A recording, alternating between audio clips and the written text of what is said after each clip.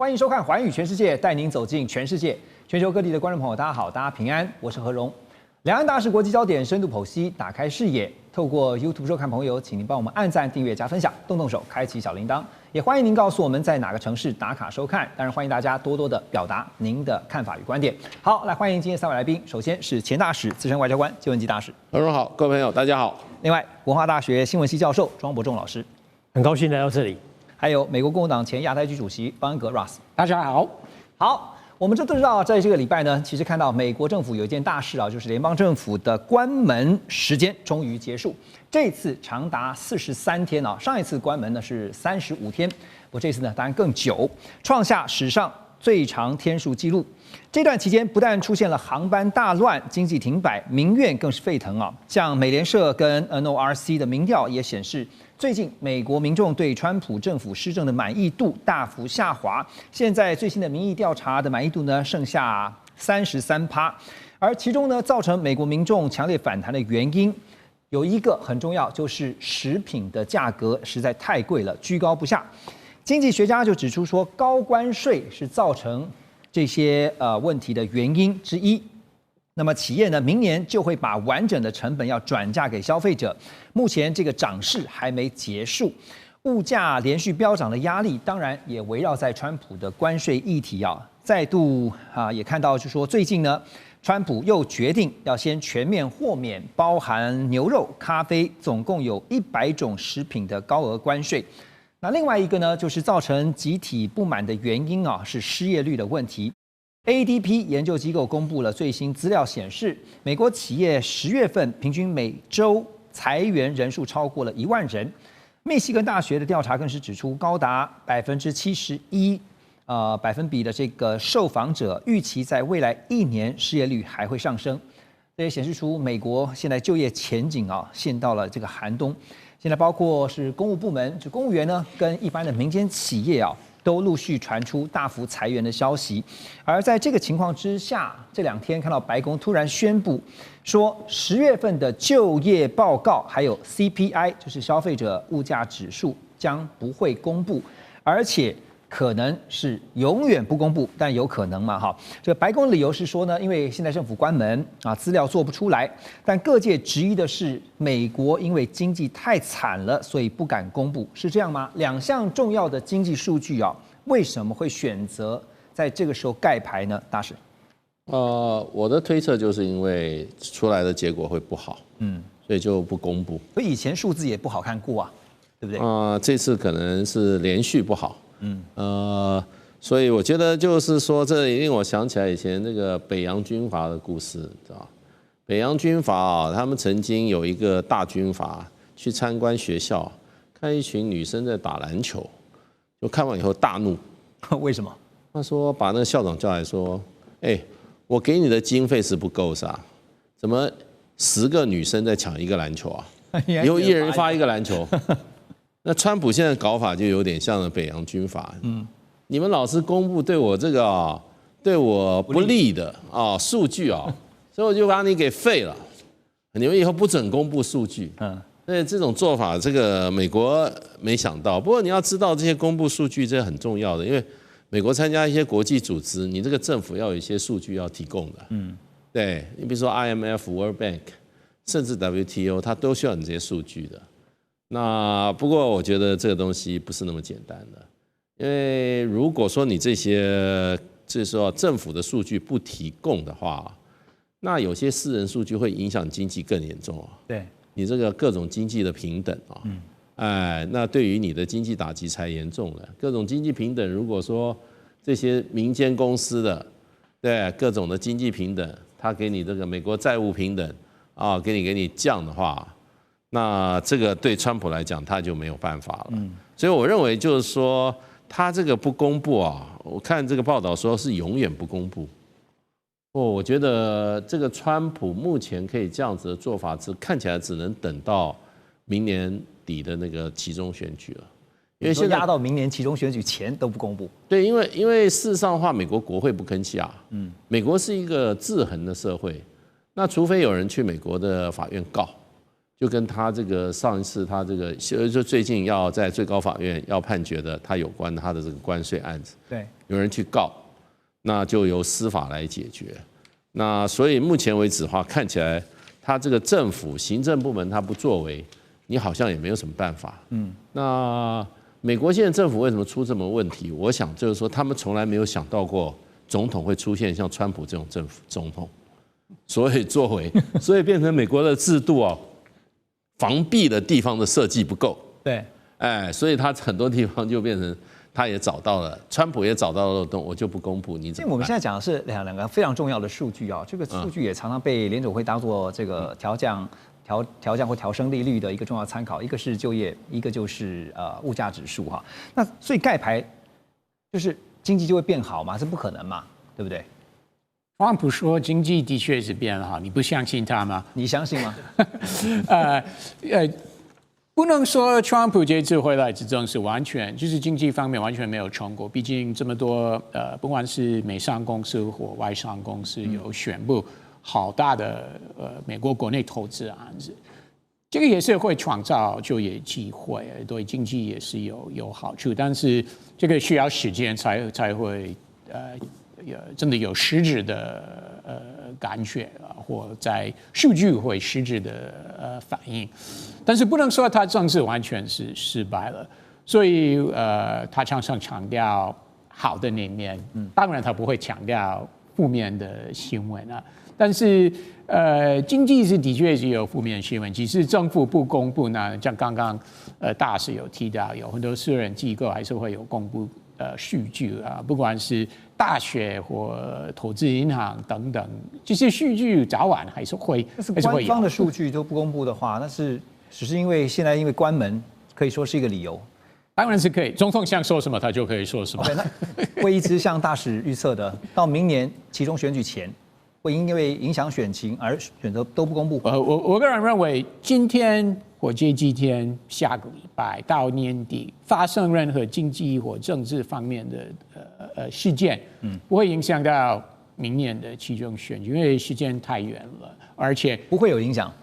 因为明年还有很多事情会发生，我们可以相信川普会带来很多不同政治方面的正义，对不对？所以不管今天发生什么，明年会有很多事情会发生。所以他为了拉抬选情，他可以做任何事情。我不知道他明年会做什么，会说什么，但是我的意思是说，因为太多事情会发生，甚至我们不知道政府会不会在明年2月初再关闭了。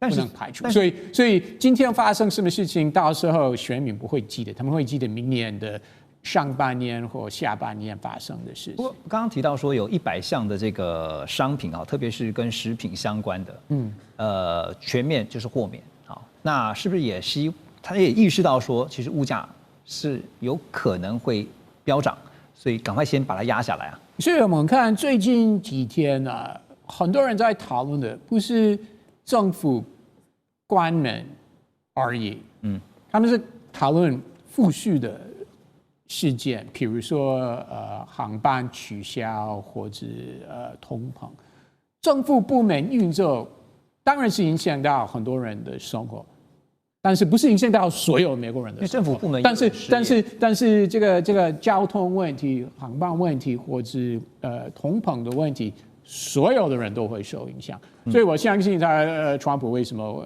宣布这个食品豁免，那很明显他幕僚团队有跟他说，总统这个的确是一个政治事件了，那我们真的要调整，那川普就做下决定了。OK， 好，所以这个经济数据，尤其是重要的2项经济数据啊，就业，就是跟就业有关的失业率，还有包括 CPI 啊，这个消费者物价指数这个部分呢，暂时不公布，而且有可能这个到明年期中选举前啊，因为大使预测说，搞不好因为选情的考量，都把它盖牌。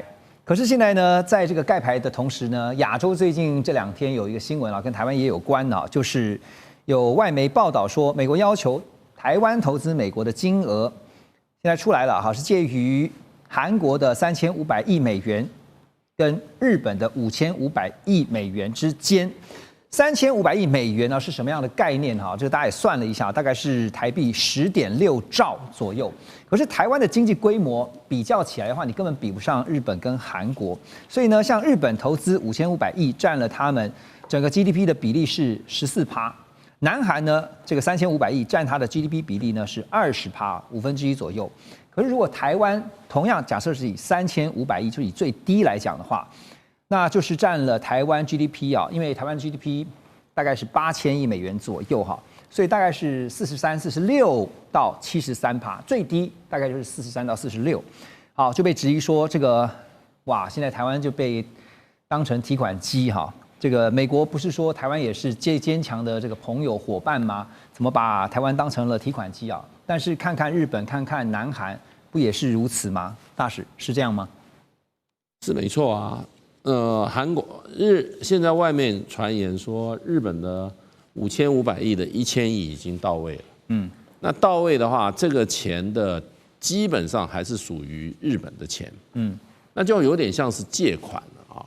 可是问题就变成拿去投资，获利的话90%给美国，10%给日本。也就是你这个钱你要拿到日本去投资，那日本今天就把1000亿就汇过去了。那这个钱没有问题，是你日本政府的钱，可是你要在美国就要在美国用，对，然后9%的获利是美国，1%是日本，现在目前是这个安排，对，那我就在想说，日本这1000亿美金他拿得回来吗？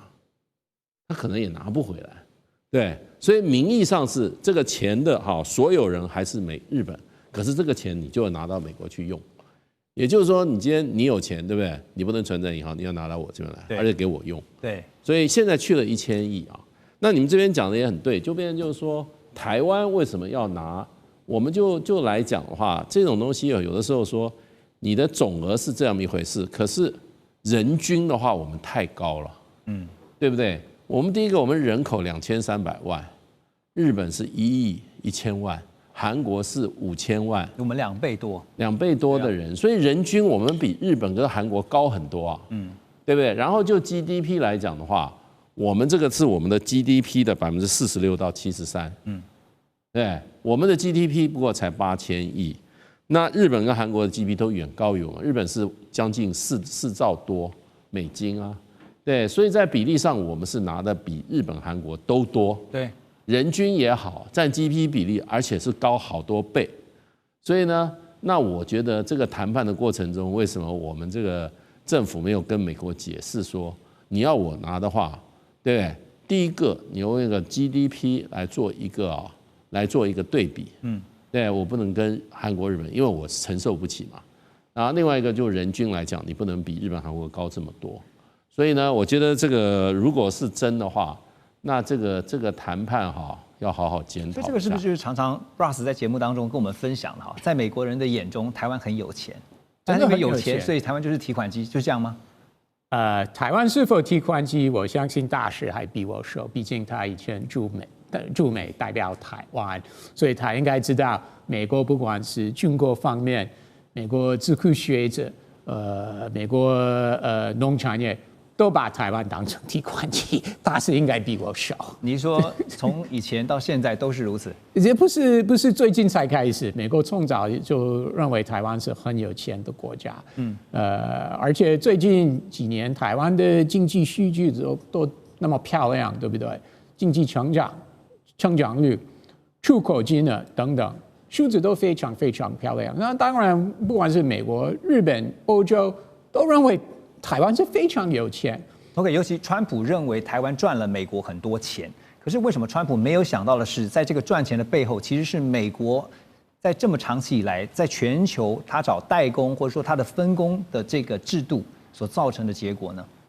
这个历史跟或过去跟将来未来，川普一点不在乎，他是看今天跟以后，他根本不在乎过去台湾是这么赚钱，因为他知道台湾今天手上很有钱，带给美国一部分。而且不只是台湾，其实包括像日本、南韩都是如此啊。就是向来被美国认为是盟友、朋友、伙伴的。只要是美国认为你赚我的钱，你就必须要付这么高的这个投资金额？其实不是这样子，也有国家安全的考量。这个是以前比较少会人会讨论，但是不管是因为疫情或稀土中国限制稀土出口，那很多人，包含川普那个阁员也公开说，其实拜登政府的商务部长也有公开说很多次，美国以后不能依赖特定一个地方提供大部分的最新晶片、最新科技的、最先进科技的晶片。对，所以其实这个也是一个国家安全的问题。那美国在向台湾施压，半导体在部分的这个供应链要移到美国去了。但是还是有一个重点，那就是川普他依然不在乎日本、南韩、台湾过去是怎么赚钱。他是在意他自己的国家安全跟国家利益，还有是吗？还有未来了，对，他是看未来。好，所以他真的是希望很多制造是回到美国去了。对，所以庄老师，您觉得哈？因为现在就讲到说，我们都看到就是说，不管是3500亿也好，是5500亿美元也好，大家看到是那个庞大的天文数字哈，但是这种天价数字背后，其实要思考的更多的是不是应该在台湾这边的产业危机，包括说相关的对于一般广大台湾民众的影响哈，怎么看呢？因为大家也讲说，既然我们要付出那么多，那所以应该换得相对的安全保障，但是有换到吗？的确，不管是5500亿还是3500亿美元，都是天文数字，骇人天文。不过我特别去查核哈，那发觉恐怕要先打个问号，因为这个消息出自于11月12日的那个 Politico 这个新闻网站里面，那并不是出自于 New York Times 纽约时报或 Washington Post 华盛顿邮报的这些主流报道。那当然了，有几个可能啦，这个新闻只是一个捕风捉影。好，那第二个可能就是说美国官方释放出来的，因为新闻报道里面写的是一个匿名的人士，熟悉台北贸易的匿名人士所放的消息，也没有写说谁讲的。虽然有刊登的媒体，没有注明消息来源，所以有没有可能是美国官方故意放出来的一个消息？因为有可能把这个价码、筹码贴得很高，到时候跟我们台湾谈判的时候呢，再把它杀价、降价，让我们满足一下。好，那也有可能是台方放的消息，因为我们经过5轮谈判的，那状况怎么样不晓得。好，那会不会预先打预防针？好，那让大家知道说有苦日子要来了，到时候结果出来没有那么惨，大家觉得比较宽慰一点。不过刚刚主持人问到了，如果真的这样有什么好处？当然硬着头皮讲，第一个好处就是关税减免，那我们的产品进入美国市场自然而然有比较高的竞争力嘛。第二个呢，这个可以强化台美关系。刚刚 Rose 也提到。台湾长期以来被美国当成 ATM 提款机，好，但是也有人讲说抱美国大腿，但是平常心讲了，除了美国大腿可以抱，你不可能去抱俄罗斯的大腿，也不可能去抱印度或中国大陆的大腿嘛，哈，这也是地缘政治里面的无奈，也是未来有可能的新冷战或隐形的科技战争所做的不得不的抉择。当然了，也有风险，第一个是巨额投资带动了一个强大的风险，第二个有没有台湾因此而产业空洞化，让我们担忧。那再来就是这个过程都很黑箱谈判，并不是很透明。那特别补充一点，台积电要到美国设厂，我们都很舍不得，好像老爸舍不得嫁女儿一样。但话说来啊，台积电它有70%到80%是外资啊，当然所有权跟经营权是两回事。但是既然是外资为主的一个产业，我们还是要面对现实，不能一厢情愿，自己觉得心酸而已。所以从这个我们刚刚所讨论的内容来看哈，其实就是可以看到说，川普或者说美国的谈判逻辑其实很简单，就是一开始的拉高姿态啊。你看从32%一直到20%，现在又传出有可能呢到最后的15%，就是一点一点降，可是让你觉得说好像你有赚到，但是呢你最后赚到的就算是15%，可是你换到的是天文数字的投资，你还觉得自己是赚到的。但我们要问的是，台湾准备好了吗？马上回来。